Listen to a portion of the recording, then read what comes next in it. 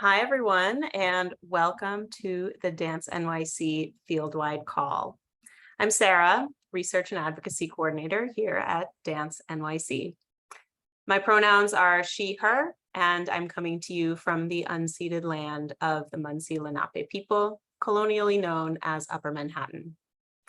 I am a non-disabled, mixed heritage, cisgender woman with short, dark hair. I'm wearing a black shirt and gold hoops, and I'm sitting in front of a light-colored wood background. I'm joined today by Dance NYC's Research and Advocacy Manager, Ariel Herrera, and Programs Coordinator, Izzy Dow. Today's call is being recorded and will be posted to Dance NYC's YouTube page in the coming days. We'll drop a link in the chat for the YouTube if you'd like to share this recording with your community. Live captioning and ASL interpretation are available today. We have ASL interpreters Lisa and Sandra from Sign Nexus with us, and we thank them for their partnership with us. Note that we'll always have an ASL interpreter visible and pinned on the call alongside active speakers. Every 15 minutes or so, the ASL interpreters will switch out. The call will carry on as usual, but just naming that you may notice this and that it may take some time. Our captioner today is Megan from the Viscardi Center. You can use the CC button at the bottom of your Zoom screen to view captions, and we'll also drop a link in the chat so that you can access the stream text transcript as well. A general note for accessibility today: please be clear, loud, and maintain a moderate pace while speaking, particularly if you're reading materials, as we tend to read faster than we speak. Some housekeeping elements: please stay muted unless you're speaking. And if you are speaking, please introduce yourself and your organization. And if you're on camera, please give a brief visual description for accessibility purposes, as I modeled earlier. If you have a question, you can put it in the chat, or feel free to raise your digital hand or unmute to share with the group at any time throughout the call. If you'd like to ask anonymously, you can message any of the Dance NYC staff on the call privately. And if you have questions or concerns about using Zoom, or if you require technical support, you can message one of us as well. A reminder that we use our running agenda to take notes during the meeting and to share some timely resources, so you can follow along there. At this time, we'll also drop some community guidelines into the chat for you to read and reflect, and let us know if you have any questions. Moving on to our acknowledgements. Dance NYC would like to recognize our country's history and its legacy in the space we occupy. Parts of this acknowledgement have been adapted from the guidance of Indigenous dance artist and activist Emily Johnson, who has worked on Dance NYC's expanded land acknowledgement as well. I would like to acknowledge that the City of New York is on stolen land, more specifically, Lenapehoking, the unceded homeland of the Lenape people, who are also recognized federally as the Delaware Nation of Oklahoma, Anadarko, Oklahoma, Delaware Tribe of Indians, Bartlesville, Oklahoma, Stockbridge Munsee Community, Bowler, Wisconsin, and in Canada, Munsee Delaware Nation, Moravian of the Thames First Nation, and Delaware of Six Nations. We recognize that as an organization based in New York City, we have benefited and continue to benefit from the systemic displacement and subsequent erasure of Lenape people and governance on their land. Please join me in taking a moment to recognize and reflect on the centuries of violence, displacement, forced migration, and settlement here, as well as the centuries of resilience and leadership of all Indigenous and First Nations peoples on Turtle Island that have led to our livelihoods in New York City today.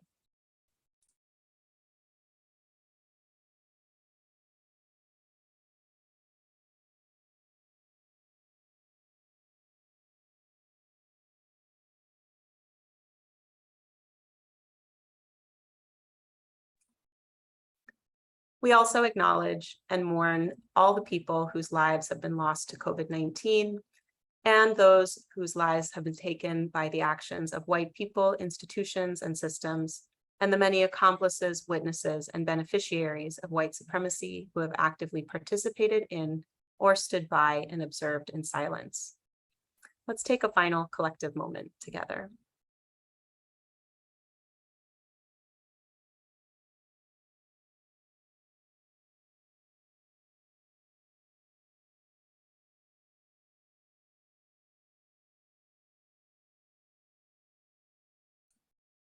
Thank you. I will pass things over to Ariel for our guest speaker portion. Welcome, everyone. My name is Ariel Herrera, and I am the Research and Advocacy Manager for Dance NYC. I am joining you from the unceded land of the Lenape people, currently known as Manhattan. I am an Asian American of Filipino descent, and I have short dark hair and wear reading glasses and black t-shirt with the words, "I am a New Yorker for dance." The topic for today's field-wide call is the disability equity and justice. We have chosen to focus on these issues in conjunction with the upcoming June 22nd City Council oversight hearing on access to cultural institutions by people with disabilities. The hearing is a great opportunity for public officials to hear from you, and we strongly encourage everyone to participate in the hearing by testifying or submitting a written testimony. After the panel discussion, we will go over some helpful tips and provide you with some resources for preparing an oral and written testimony. Dance NYC is committed to addressing issues of disability, equity, and justice, and since 2014 has produced 3 reports on disability, dance, artistry, hosted and organized numerous dialogues, convenings, and town halls on disability and dance, created the Disability Dance Artistry Fund to create and generate dance making and performance by and with disabled artists, and to advance artistic innovation and excellence and further disability rights. Provided Social Justice Fellowship to recognize the critical role that disabled dance workers and arts practitioners play in social justice movements, and establish a residency program to expand opportunities for dancers with disabilities and to advance accessibility and equity. But much more needs to be done. Today, we are joined by disability artists and advocates who will help us better understand disability equity and accessibility issues and offer guidance and recommendations for addressing them. In the order of presentations, they are Alexandria Wailes, a theater and dance maker who has appeared on television shows and Broadway productions, including the critically acclaimed Deaf West Broadway production of Big River. Alexandria is also a resident member of the Heidi Letsky Dance Company. Next is Dr. Diane Duggan, a licensed psychologist, board-certified dance movement therapist and dance educator who has created and been teaching therapeutic dance programs for students with disabilities since 1973. She is currently on faculty at the Dance Education MA program at NYU and teaches at the Dance Education Laboratory at 92nd Street Y. Zazel-Chavah Ogara is the founder and artistic director of ZCODANCEPROJECT, a physically integrated dance company seeking to encourage the integration and inclusion of people with disabilities in dance and in society, and to present new, exciting, challenging, and inspiring contemporary dance performances to the widest possible audience. And last but not least, we are joined by Kitty Lunn, the artistic director of Infinity Dance Theater, a non-traditional dance company committed to expanding the boundaries of dance by featuring dancers with and without disabilities. We will have a Q&A session following the guest speaker portion today. So if you have any questions for either of our guests, please drop it in the chat or raise your digital hand to speak. Without much further ado, I would like to pass it over to our first guest speaker, Alexandria, Wailes.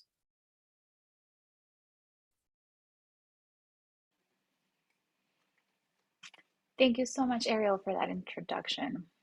Oh, give me just 1 second to adjust something on my screen.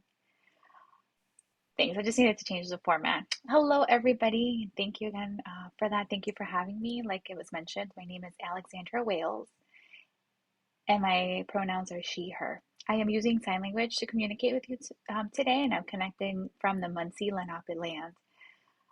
It's also known as the northern part of New Jersey.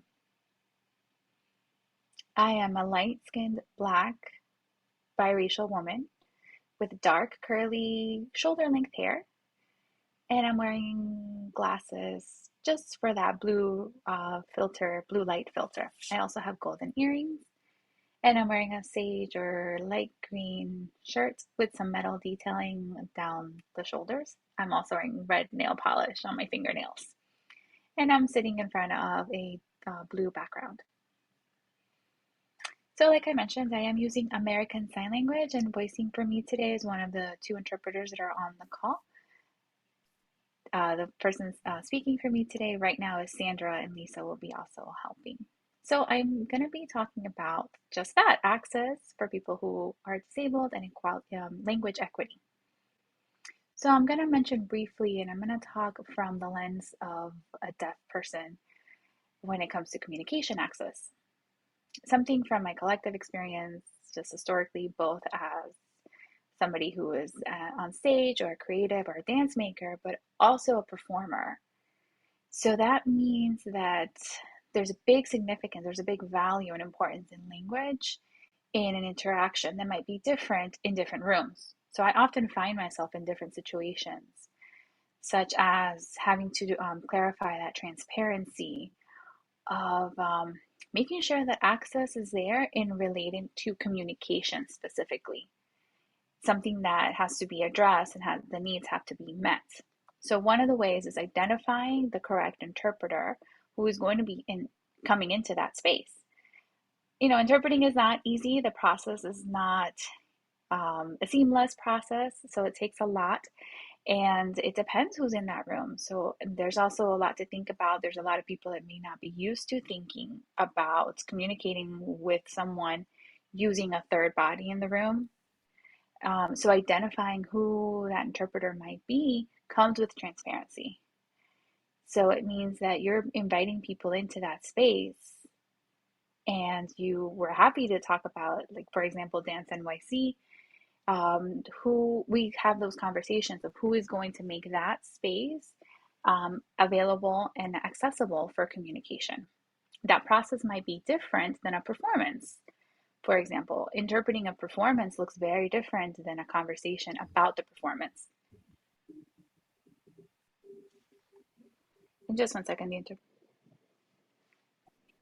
and when we talk about the approach of testimonials, the culture, guidance, and all of the different things that come into that, those are things that are key players. So you have to check in, you have to connect with the person who is going to have that communication with you, who is part of those decisions. And in any language, it also means how to communicate. So thinking about what the communication is and who that person is going to be invited into that room to create that connection. And everybody might have different needs, different desires and wants, what they need in order to communicate effectively. So check in with them, because I might have a way to express myself and I might be more expressive than the next person you come along, and maybe somebody else has never met me, so I might change the way I communicate. Space is always fluid, and so approaching it with a very open mind, with a lot of grace, by just checking in simply, could make a big difference. Also, when you think about posting different events, I encourage you again to be transparent. Why don't you go ahead and post who the interpreters will be for that event? perhaps might be an agency you usually contact. Well, just go ahead and maybe take an extra step of finding out who the members of the community are who are native signers and use American Sign Language, and then post that for them so that they have access to who is going to be present in that room, making that communication accessible for them. That just makes it a much better experience for everybody around. It creates that connection. It brings it to the next level. And dance is a way to communicate. It is a way to use our bodies in order to communicate. So it's very physical as well. Sign language can be that way too. So keep in mind that we do have to improve the basic level of making the space accessible and equitable for different communities that might occupy that space at the same time. Not just for the deaf artists, but also for everybody that's going to be sharing that communal space. And that can mean so many different things. So just think about it in the lens of being more holistic. I think that's the way I wanted to approach that. And I hope that you take that away today. Think about the foundation and the foundational aspect of a conversation. And try to maximize everybody's experience. Everybody that's there to share that space together. That's the biggest thing I'd love to talk. I want you to take away from this and think about going forward. How has the experience been until now? How has the communication been shared and how has the access been? What does that mean to have an ASL interpreter in the room? And who is that interpreter actually working for? Maybe naming this, this is a great group already that we've already talked about. Sign Nexus as an agency that constantly gets mentioned. That's all, they already mentioned it at the beginning of the presentation. Great example. That's a great model to go forward and maybe copy that or mimic that in other events. There might be events where there's several deaf people in an event. Why don't you go ahead and ask them, who do they tend to use or who do they know? Use that as a springboard for your next events, for your next future endeavors or future events that you might hold.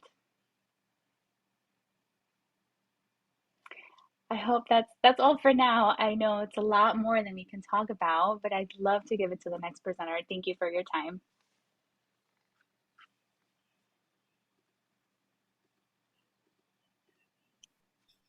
Our next speaker is Dr. Diane Duggan. Yes, Duggan, actually. Thank you, Ariel. Duggan, sorry. Yeah, that's okay.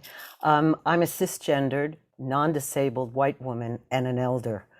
I use she and her pronouns, and I'm joining you from the land of the Muncie Lenape, colonially known as Manhattan. I have white hair, and I'm wearing it back with a headband, and I'm wearing a white shirt with blue stripes, sitting on a brown couch in front of a white wall. I'm going to speak to a slightly different perspective than my colleagues. I'm going to speak to as a dance educator and kind of why dance and what dance has to offer. I began my work with children with disabilities in 1973 at Queen State School, working with youngsters with very severe multiple disabilities. That was back in the days when children with disabilities did not have the right to go to school, a big civil rights issue. In 75, the Public Law 94-142 came through, and children did have the right to a free and appropriate public education. So that's kind of why dance in this is how I'm going to begin. At Queen State School, which ironically lost its school designation once it became a school, I worked on a transdisciplinary team and learned a lot about what dance can do for everybody, not just children with disabilities. It helps in physical development, helps us all to be aware of our bodies, learning basic concepts, which may not be that apparent to people. Dance is a way for all people, children, maybe children whose first language is not English, maybe children with intellectual disabilities, to learn concepts, action words, movements of verbs, relationships, over, under, around, and through. Those are prepositions. Dynamics are adverbs. So it's very much a part, needs to be very much a part of everyone's education, including youngsters with disabilities. And I'm not talking about spectator, I'm talking about participatory dance. Children also learn how to self-regulate, how to express themselves, and how to get along with other people. Dancing builds community.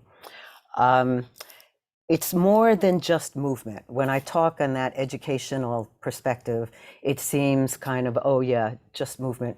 But there's the whole artistic aspect of dance that is really crucially important. This is where you have self-expression and the ability not just to create art, but to embody art. That's what's so exciting about dance. You are part of a work of art, and so affirming.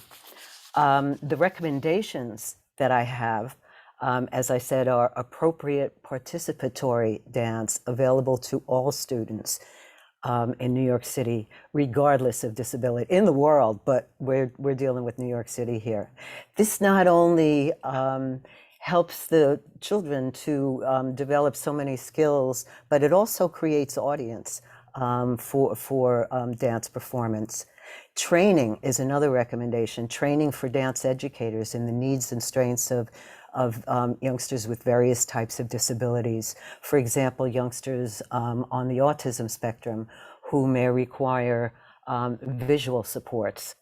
After school programs that include busing. This is such a big impediment to youngsters with disability being able to participate in after-school programs. So when you have an after-school dance program, which you should, make sure that busing is included. It's very important.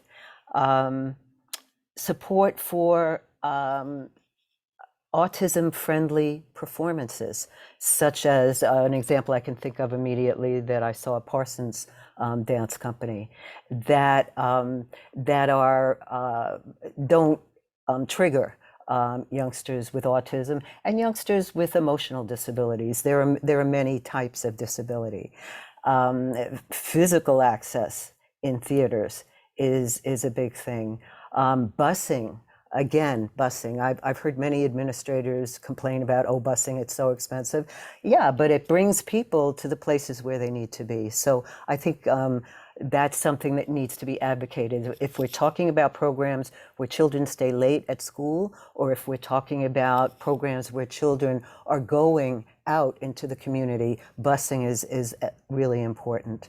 And finally, and very, very importantly, to increase the awareness of the artistry of disabled dancers. The work of disabled dancers needs to be brought into schools so children can see it. So children can see somebody like me, somebody like them performing. This can be done through residencies. It can be done through performances, although I would caution, I'm talking about participatory, not just spectators. That's not enough. Disabled dance educators, that's a frontier that really has not gotten a lot of support as far as I know.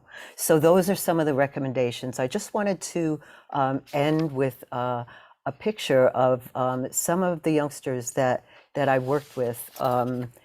Just showing, every time I see this, just showing what art does for you, what dance does for you. To embody a work of art is just so uplifting and gives youngsters an experience that just you can't find anywhere else. So I thank you for your time, and I'm going to give it over now to Kitty Lunn, my distinguished colleague.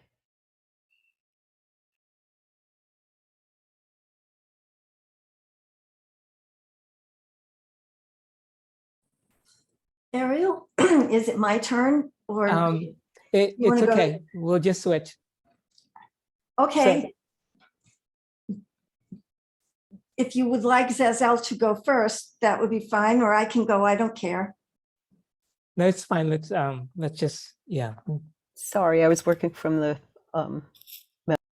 That's There's no okay. problem, Diane. It's okay. Let's just start with you, please, Kitty. So can you play the video? Sure. That's coming. Just give me 1 sec.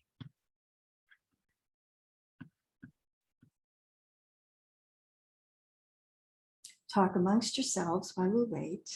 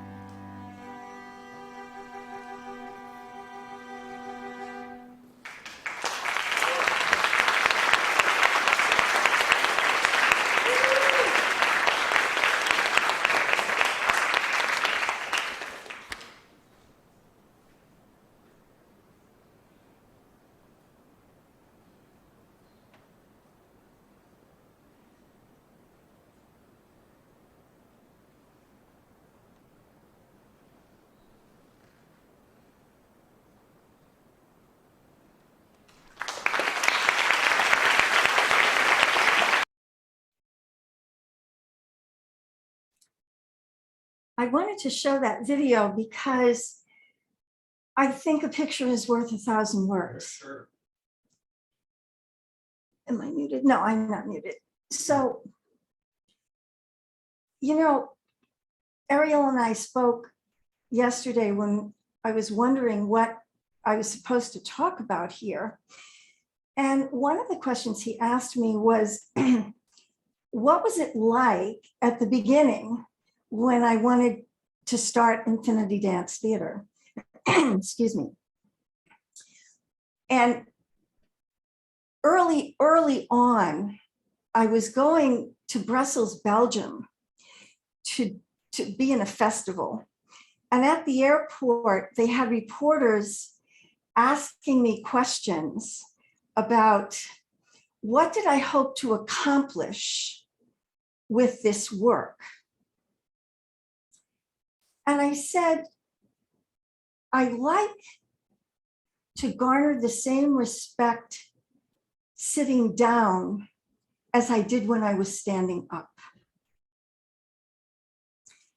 And that's kind of been my mantra through the nearly 35 years that I've been doing this, that we have to look at the artistry.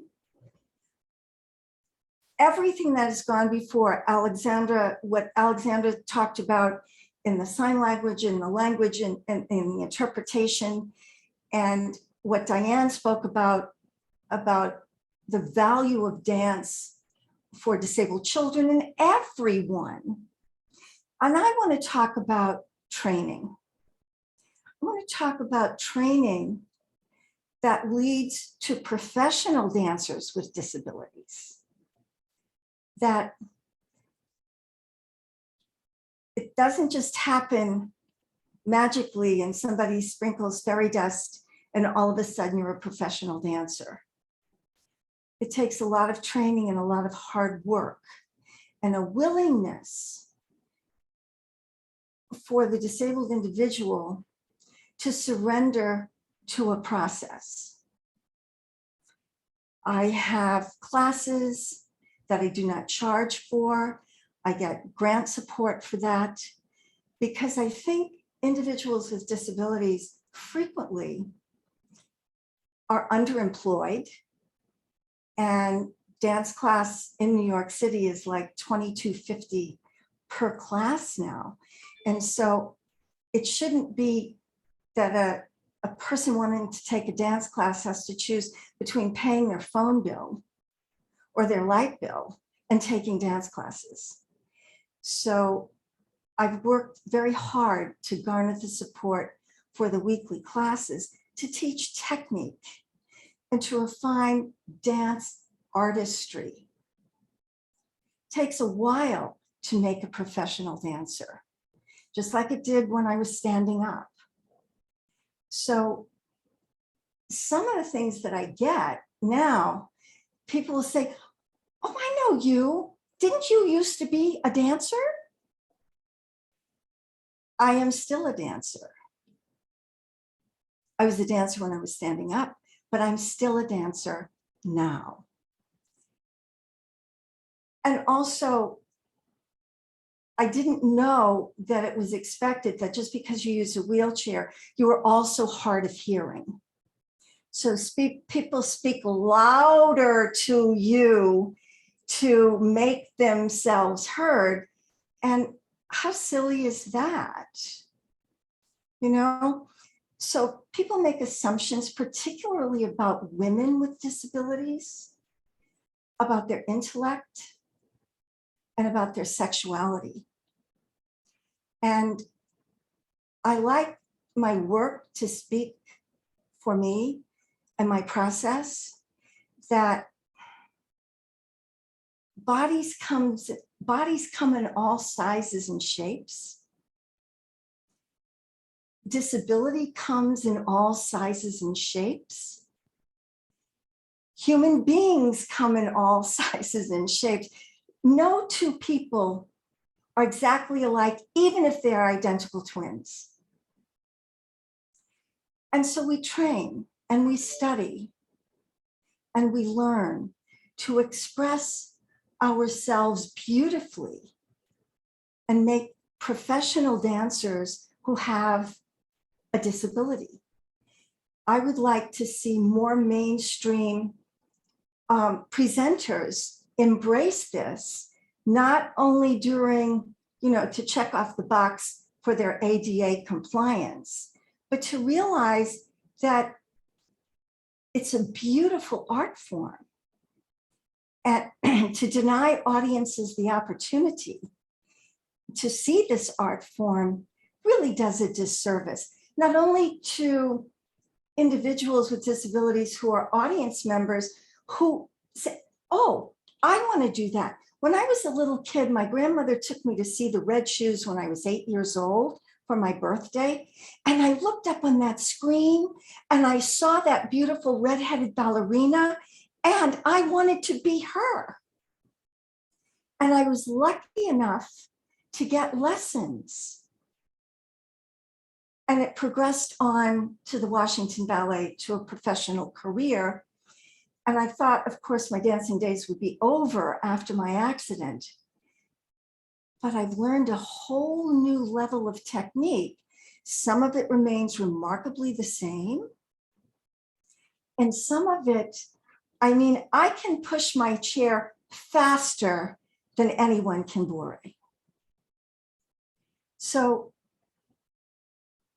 I don't look at it as an us and them.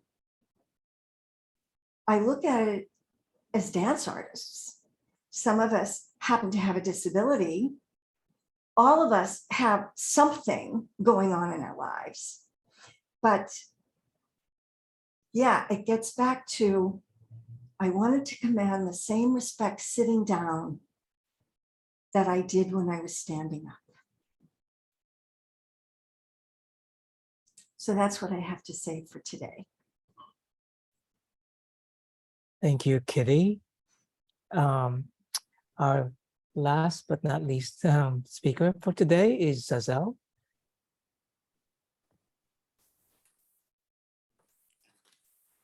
Hello, everyone. It's great to be here.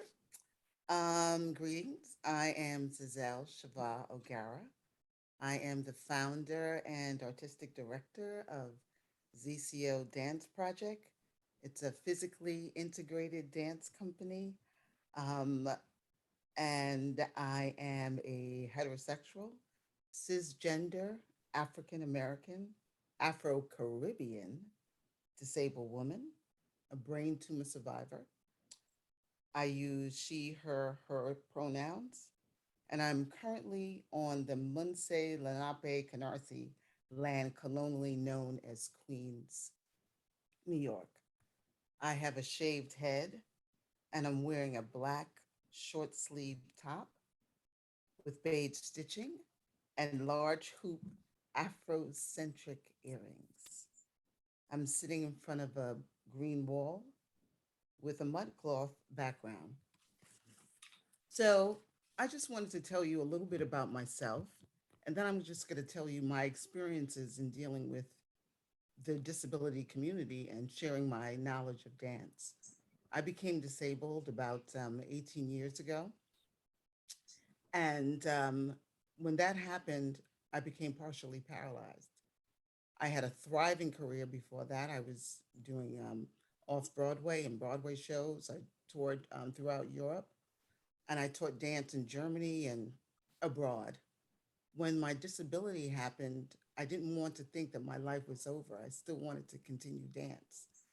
And the first thing I did was I joined the Brain Tumor Foundation, and I started to work with them. And the first thing they did was they had an event called the Brain Tumor Awareness Day, where they asked me to perform. And it was the first time that I was on the stage as a disabled performer. When I saw the audience and the audience's energy, and I started to move, I wanted to give back immediately. And I knew that I wanted to share my talents with others. So right here in this picture are some of my dancers. I'm in the center. We have 2 dancers on each side and 2 dancers who are standing erect. And they have just finished performing a piece called Limitless. And Limitless speaks volumes about how you thrive and survive while having a disability. You could change the slide. I founded the company a few years ago, and it's dedicated to the persons who are physically disabled. This wonderful dancer that I met, Jessica De La Rosa, she is in a wheelchair, and she always expresses herself beautifully. Despite her limitations, she tells her story through dance. She doesn't let anything stop her, and she moves freely and effortlessly within the wheelchair, and she shows people that she thrives and survives. Next slide. Okay, on the left side, it says disability and equity issues. What are the barriers? Organizational and systemic, architectural and physical, information and or communication. And I'm emphasizing that because one of the problems that I had recently while performing was that the theater, although they wanted us there and they wanted us to showcase a beautiful, physically integrated dance company, it wasn't architecturally fit for us to come into the theater. We had to use a freight elevator. We had to wait for someone to escort us up to the theater. We didn't have enough space in the theater to change our clothes, to put on our makeup, to maneuver the wheelchairs. We had to enter the stage individually, one by one, so that we wouldn't crowd the stage. So these are some of the problems that sometimes we do have in theaters when they're not properly, they are not accessible for the dancers. Information and communication, why I really thrive off of that and saying that is when I communicate and tell the theater directors that we are a physically integrated dance company. Sometimes they don't know how to deal with us. So I make it my point to say that we want to be treated equal. We want to showcase our beauty, our love of dance to the audience, to the people that we want us to be seen by. Next slide.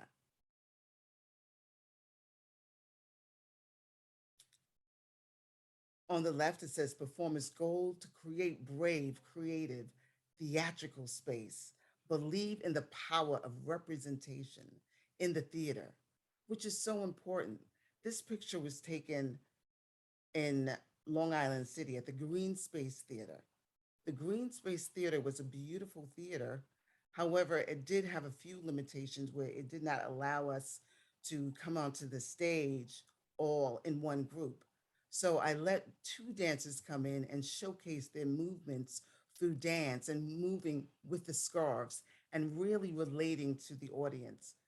When they moved, the audience didn't even see that we had disabilities. We really showcased our beauty, our love of dance, despite our limitations. Next slide.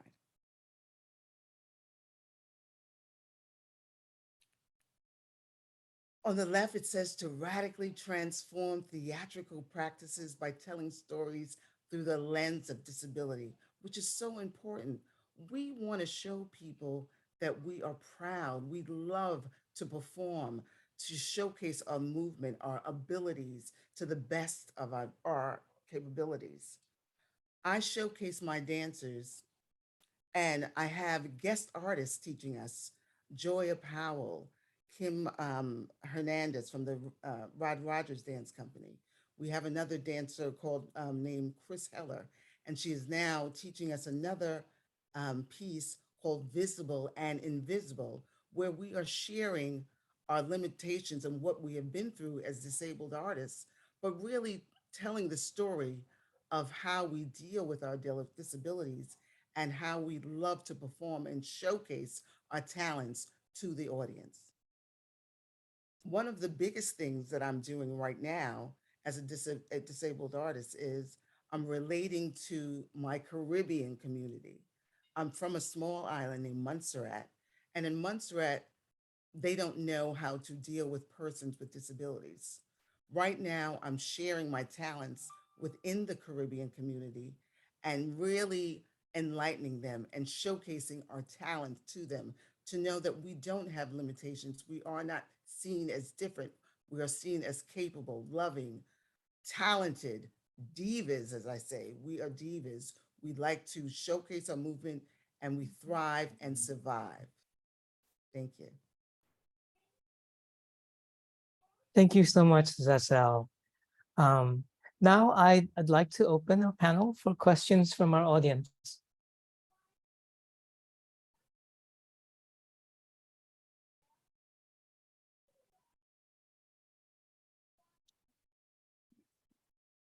I also encourage the speakers to ask each other questions if you have any.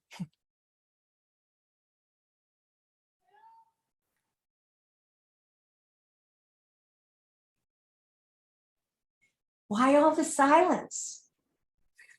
We're on Zoom. We can't bite hard. You know, I could ask a question. In any of the theaters that you've performed in New York City, have you had any problems with accessibility? And if so, what have you done? Is that to me, Zazel? Yes. Ah, lots of problems. As you said, lots of problems. I have a theory about this, that unless a space is a brand new space that was built with accessibility in mind, there are going to be problems. And I don't want to have an adversarial relationship with the director of the space. I make it known what my needs are, and we work. I try to make a dialogue happen. What we can do to make it work for everyone, make it work for the audience, make it work for the tech people, and make it work for the dance artists who are going to be performing. We cannot forget about that. So yeah, it's always a problem. And I change my clothes in a corner, somebody holding up a towel. It's not perfect, but I feel it's more important to get the work out there rather than to argue about architecture. Right. And I think that if enough of us keep doing the work and putting the work out there, society will learn to do better. Learn to do better.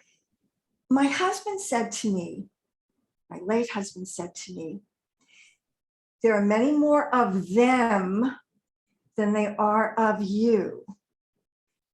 And so the world is not set up specifically for you. We're having to rebuild it from the inside out. So as gracefully and as graciously as I can, I try to educate.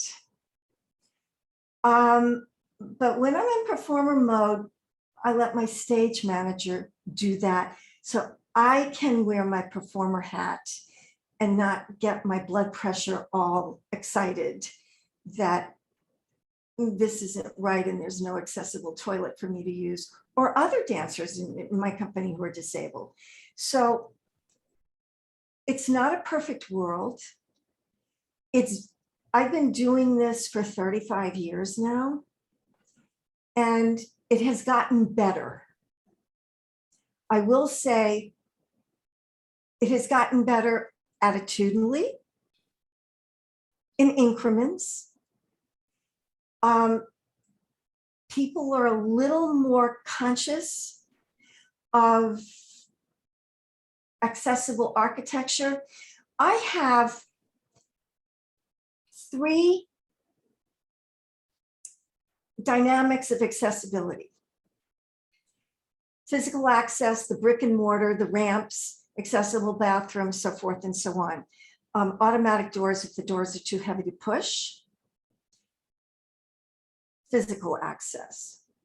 Programmatic access, that universities, studios are doing wonderful programs, but are the programs accessible for individuals with disabilities who might like to take the class or be in the program, not just watching the program, as Diane talked about earlier on.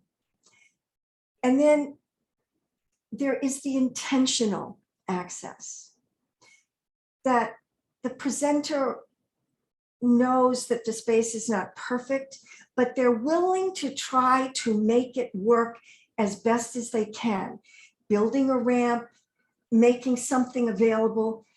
And I respect that, particularly in New York City when so many buildings are so old. And we weren't on the radar back when those buildings were built. So I like to leave the space better than I found it, whether it's sweeping the floor or teaching them something through showing them the artistry. Does that answer your question, sort of, kind of? Yes, it does. Oh, And, thank you. it was a great answer because of the fact that we had an experience where we performed downtown and the theater was accessible. It did have an elevator, but it was an old elevator, and the elevator brought us as the dancers, as the disabled dancers, and if there was any audience members down in that elevator to the to the stage. However, the elevator was an old elevator, and the elevator broke down because of so much use throughout the evening. When the elevator broke down, we were all stranded in the at the stage area, and when we called the fire department refused to carry the disabled dancers in the wheelchair, and they did Really? not want to carry the wheelchair because they said the wheelchair was too heavy. So one Oh of my my dancers goodness. actually had to crawl up the steps.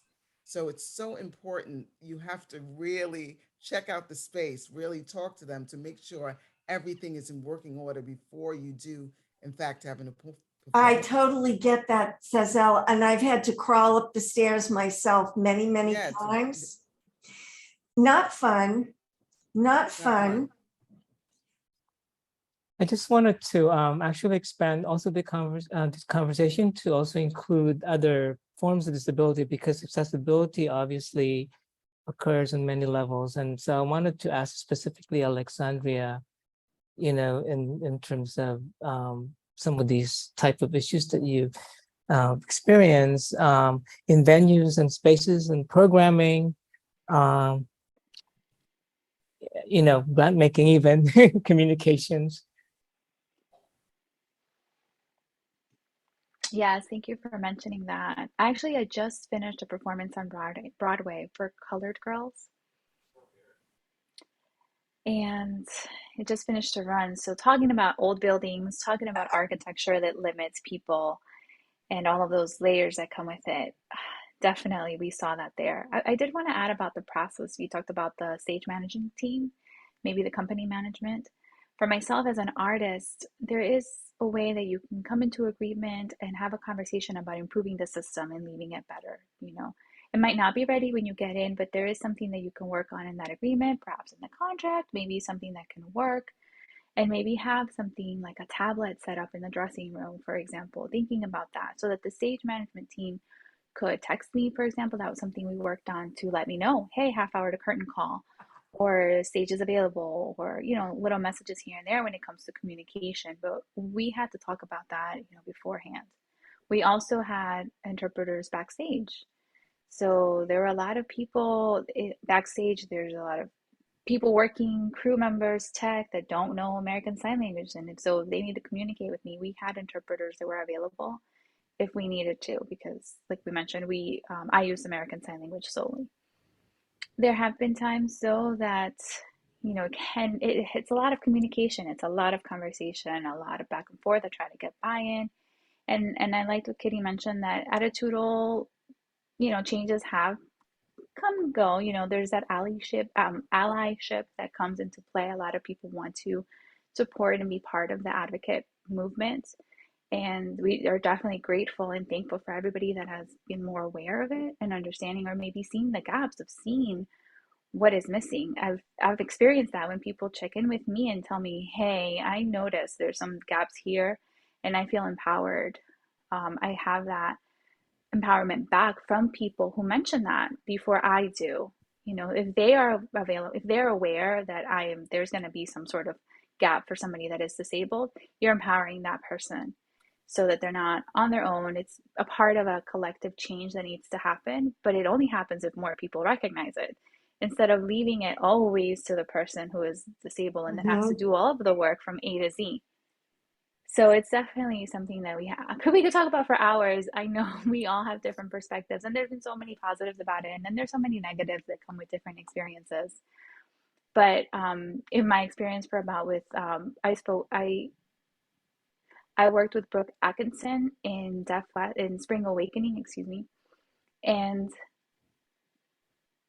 to talk about Leanna Harding, there was a space that originally was not accessible for wheelchair users, and we had an actress called Ali Stokner. Excuse me, Ali Stokner is a performer who uses a wheelchair, and we had to create a physical space for her to be part of our production. The dressing room was up like a long staircase. There were physical changes that needed to happen, and the team was willing to do that. When we left that theater, I don't know what happened to that space that was created. It was a temporary solution. So I don't know how many of those temporary solutions we come up with continue to be used, are long-term solutions in those spaces. So it could be communication, like Ariel mentioned, it's so many levels. It's just a lot has to happen, and we don't know how sustainable it is. So it's always wonderful to share, and we just hope it continues, right? And you know, like you said, New York is an old space, and it costs a lot of money. I think about when we said new spaces, the Shed, for example, it's a new space. From my experience there so far, if anybody's been to Hudson Yard, it has been very, very positive. But again, it's a very new space. Updating the older spaces, updating that architecture is a very long and tedious process. So I do understand that aspect of it. So that's, No, I Oh, think it's sorry. very important. I for just you wanted to say something to Alexandra, that you don't know what happened to the space after that production finished, but the people who are working there were educated.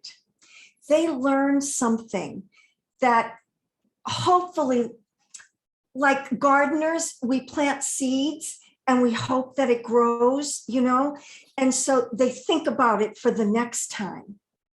So we're always constantly teaching, always. It can be tiring, but we're always constantly teaching, and hopefully it sticks sometimes. That's right. I'm so glad you mentioned that, Alexandria, because there's a really prominent theater here in Queens called the Black Spectrum Theater, and it's one of the largest theaters here. And they do a lot of theatrical work. They have dance companies, but they've never had any companies with disabilities. And the artistic director has never used ASL interpreters. And so I introduced that to him. I said, you know, if you're doing your plays, of course you need to start using ASL interpreters. And that's the first time he's ever heard of that. And how many years since the He's ADA? been there, I think this is his new space. He's been around since the 70s. Mhm. So, yeah. So how many years has the ADA been around? Yeah, a long time. So we just have to keep working at it as best as we can. so apologies, but in the interest of time, because we're going over a little bit of our scheduled time for this, but I'm thinking I would like to ask just a question for everyone, just a closing question, because what we really want to be able to do is to encourage people to participate in the hearing, testify, or submit written testimony. So I want to ask our panelists, what are two most important accessibility and disability, equity, and justice issues that you would like the audience to take away from our discussion and advance in the upcoming City Council hearing? How much time do we have?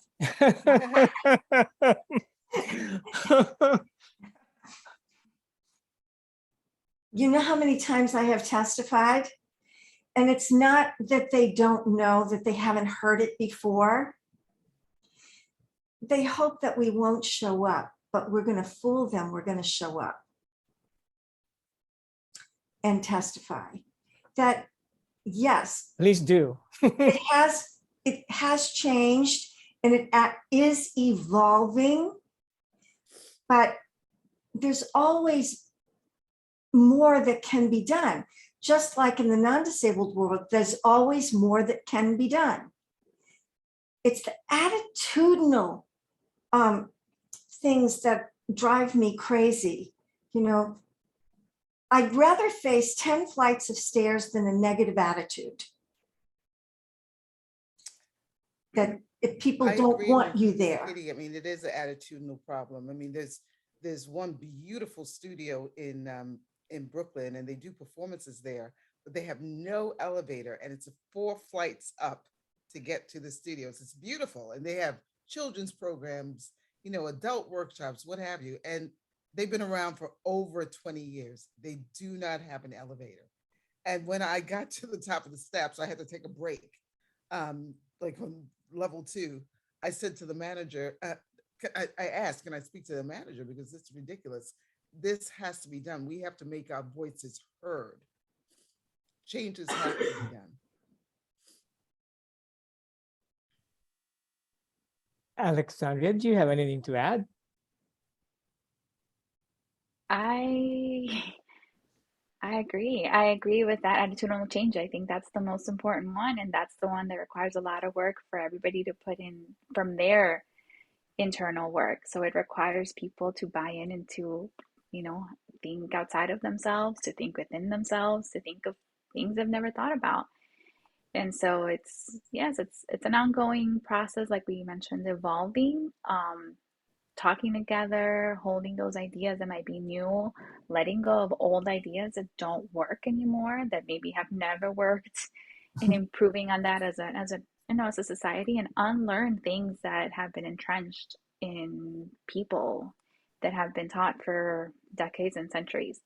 How you go about doing that, I'll admit, it's something that a lot of people are scared of going into that, taking in that work. So it does require a lot more from somebody. It requires a lot of internal admittance of knowing that maybe something that you've learned wasn't right, and that's hard for somebody. So it's something definitely to mention at a hearing about attitudes and things like that. We want concrete changes. We want actual practical things to change. And maybe we need an, you know, like for example, bringing an interpreter into a space. Yes, that might seem like the solution, but maybe it's not the best solution. You know, if you don't change that attitude, then you might not find that the solutions people come up with are the right ones. Because it's hard. People a lot of times don't want to change. So it's finding the people that want to change, people that are willing to take in that work and have those conversations to continue the work forward. I'm sorry, but we had to end this panel discussion. We could go on for hours. All of us have experiences, you know. Yeah, and we could. But you know, I just would like to, you know, respect also the time of our audience, and so I would like to now I would like to just take a few minutes to share a few tips on preparing an oral or written testimony, because I think that's really is what we're trying to encourage people to do. So if people don't mind, you know, we could spend another 5 minutes just on so I could go over these materials with you. Please do. Okay. You know, first, you know, for more in-depth step-by-step guide on how to register, make accessibility, translation, and other requests related to giving city council testimony, please review the Dance NYC guide available on our website, which will drop the link into on our chat. So that's a great resource. What I want to focus on for this is just a few tips on how to present your oral some tips about presenting oral testimony, as well as writing your testimony. So oral testimony, when you go to the hearing, oral testimonies are limited at 2 minutes. So it's really important to be prepared. This is a very important thing to understand. So it's important to be prepared. You have a 2-minute limit on testimonies. If you are testifying as an individual, try to personalize your testimony if possible. Speak to the issue and share your insight based on your personal knowledge and experience. That really is, you know, very important in terms of like what we were talking about, changing attitudes. It's they, that they see the person. Speak clearly and to the point. Avoid jargon. And as for me, like I find short sentences are easier to read. I find it difficult to, and I tend to stumble on complicated and long compound sentences. So I avoid them when I'm giving a testimony. So if there are hard to pronounce words, find an alternative. The Merriam-Webster dictionary has, I think the last time I looked, over like 500,000 words listed in it. So you're bound to find one, at least one alternative. Given the time limit, and this is the most important thing, given the time limit, the best way to prepare for an oral testimony is to write down what you want to say and do a practice run by reading your testimony out loud with a timer. So how long is a 2-minute testimony? Here's a real cool tip, and I swear that this works. Write your testimony in a Word document in Times New Roman at 18-point font and 1.5 spacing. If your presentation is longer than 2 pages, you just went over the 2-minute limit. You can check it. So you can, after you've done it, you can read it out loud at normal speed and time yourself. And then as you go over your testimony, you can make adjustments as needed. So here is a sample oral testimony from Dance NYC. Written testimony. For the written testimony, I have also created a simplified template that should be easy to use, and you could literally just edit it and put in your whatever it is that you wanted to say in the testimony. The advantage of written testimony is that there's no 2-minute limit, so you have more opportunities to make more in-depth case making. Again, if you're submitting as an individual, try to personalize the testimony if possible. Make your case with data and evidence. This is important. Cite studies. And Dance NYC, fortunately, has lots of reports and resources that you can use. So go to our website. Be concise. Use bullet points where applicable. Here is a sample of a Dance NYC written testimony. You could see how between the oral testimony that I gave you and then this one, you could see how we could be more elaborate and go in depth in terms of our case making. So don't worry if you don't get all this information. I went through it very quickly because of time limit. They will all be included in the field white call follow-up email that will be sent to everyone. So I really hope that you will all testify or submit a written testimony at the June 22nd City Council hearing. I was just going to ask you, when is this? Okay, so it's June 22nd at 10 p.m., starting at 10 p.m. But you have to register 24 hours in advance. Is it going to be at City Hall? It's a virtual. Virtual. Okay. Virtual thing, because right now with COVID, they have changed the whole process. But it used to be you could testify in person, but virtual hearing actually in some ways is advantageous in the sense that they can accommodate more people. Yes. So some hearings, like the one on the budget, for example, the finance committee. No, it goes like there's so many participants that the hearing went for 16 hours straight. Oh my goodness. So it's not always like that. It's just for some hearings that are really hot or important for a lot of people, like the budget. It can go long. So first thing was first, June 22nd, the hearing starts at 10 a.m. in the morning, but you need to register in advance, 24 hours in advance at least. Now for the written testimony, you have at least 72 hours after the hearing to submit your written testimony. Again, you could do it online. And so go to the remember the link that we gave you earlier, the Dance NYC guide to giving city council testimony. All of this is there. And again, we will be sending this information in the follow-up email that will be sent to everyone who participated. Ariel, what is the topic of discussion for this particular hearing? So the hearing is a oversight hearing about basically cultural institutions and access for people with disabilities. So it's accessibility issues. So it's a Department of Cultural Affairs who's running the this oversight hearing and to hear from people all kinds of accessibility issues for people with disabilities. You know, and so in the arts in particular is very, very important, right? So so arts and dance, we would like to encourage people to participate.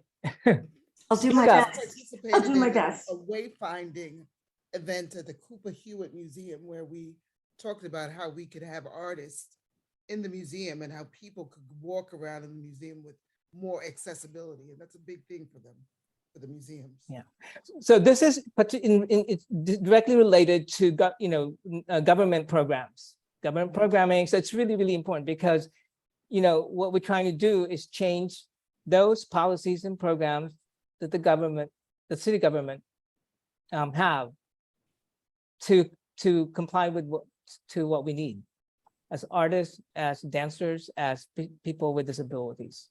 And also that would help with audience members as well.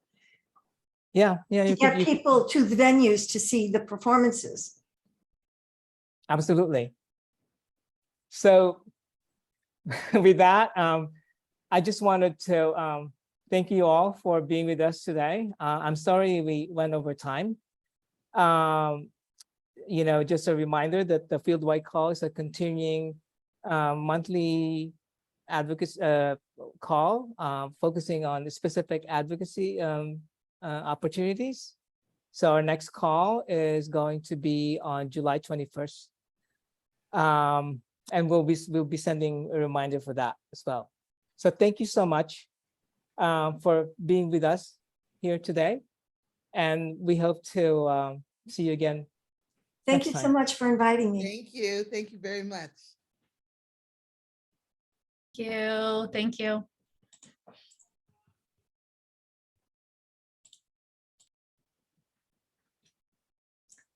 So are we done? Should we Yes. go out of Zoom now? Okay. You're free. You're Leaving free Zoom to- land now. You're free. Bye, everyone. Thank you.